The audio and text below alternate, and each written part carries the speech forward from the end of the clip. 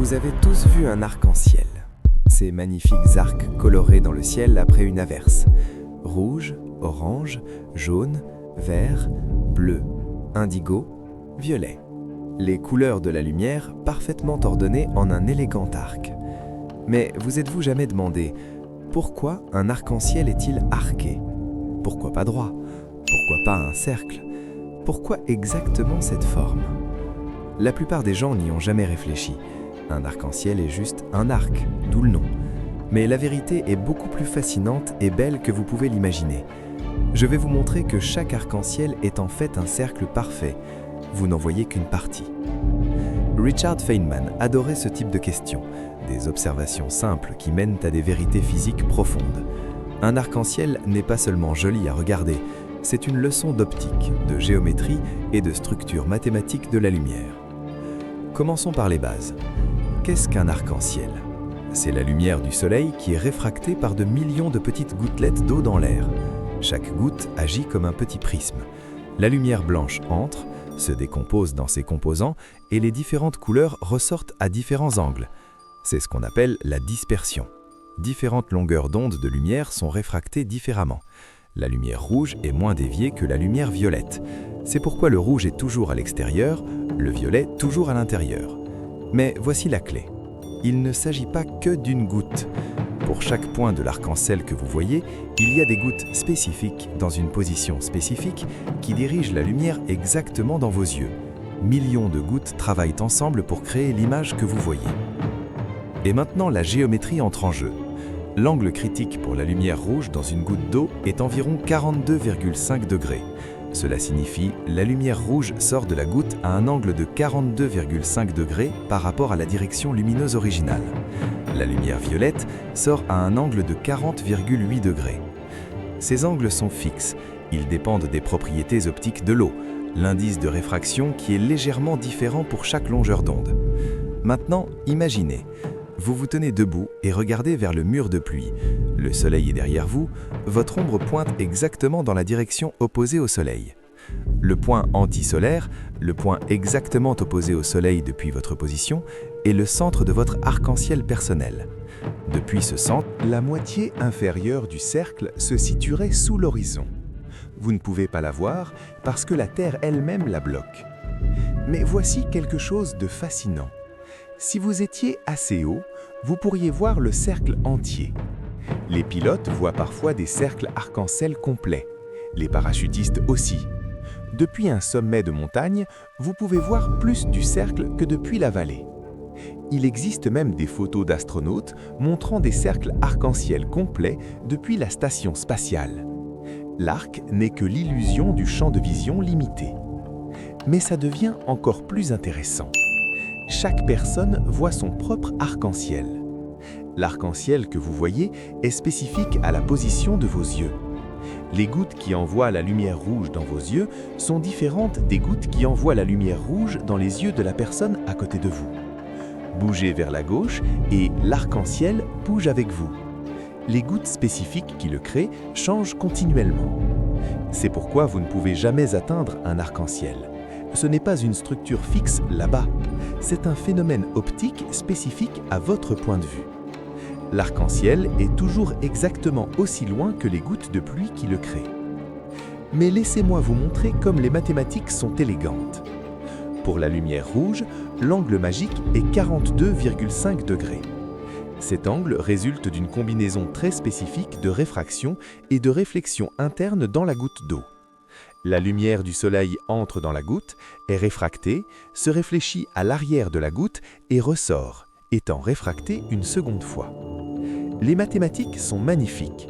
Sin de θ est égal à n fois sin de phi, où n est l'indice de réfraction de l'eau.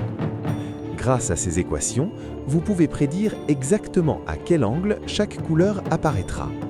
Rouge 42,5 degrés, orange 42,2 degrés, jaune 40,0 degrés, vert 41,8 degrés, bleu 41,5 degrés, violet 40,8 degrés. Ces chiffres ne sont pas aléatoires. C'est une ombre créée par les lois de l'optique.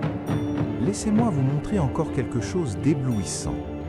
Les arcs-en-ciel au clair de lune. Oui, vous pouvez voir des arcs-en-ciel la nuit. Les arcs-en-ciel lunaires, appelés moonbows, fonctionnent exactement selon les mêmes principes. La lune réfléchit la lumière du soleil. Cette lumière réfléchie peut être réfractée par les gouttes de pluie, exactement comme la lumière directe du soleil. Les arcs-en-ciel lunaires sont beaucoup plus faibles, parce que la lumière de la lune est beaucoup plus faible que la lumière directe du soleil.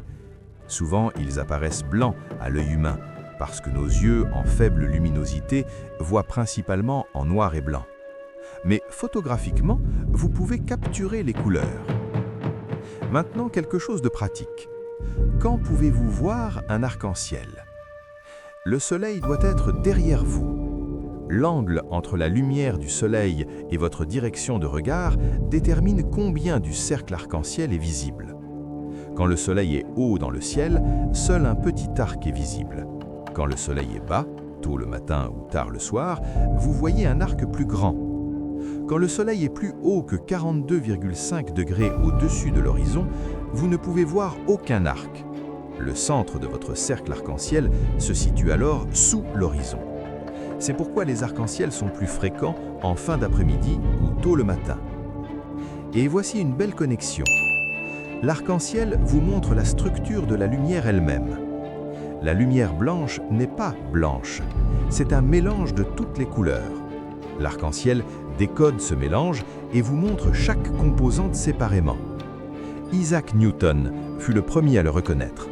Il utilisa un prisme pour décomposer la lumière blanche et appela le spectre résultant un arc-en-ciel. Chaque couleur correspond à une longueur d'onde différente de la lumière. Rouge, environ 700 nanomètres, violet, environ 400 nanomètres.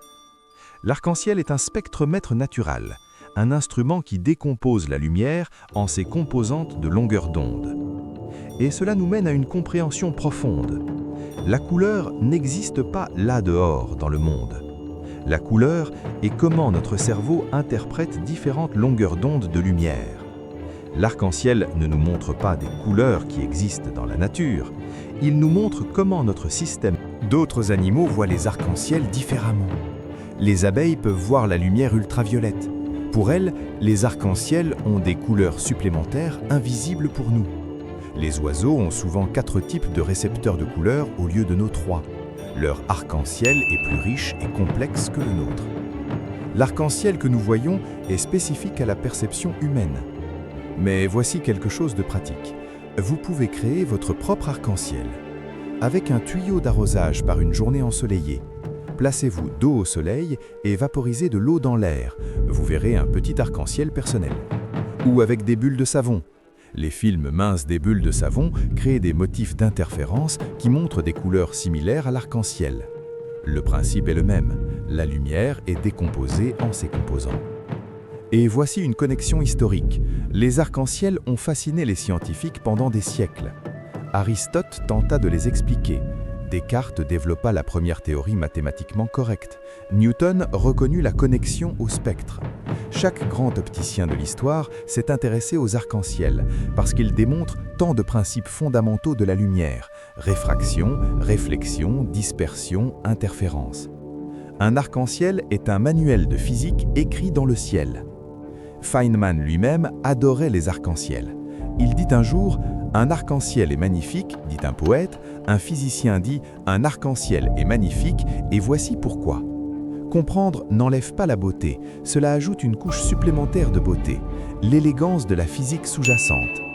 La prochaine fois que vous verrez un arc-en-ciel, souvenez-vous, vous regardez un cercle parfait de lumière, la géométrie de l'univers démontrée par des millions de petites gouttes d'eau travaillant ensemble pour vous montrer les couleurs cachées de la lumière blanche.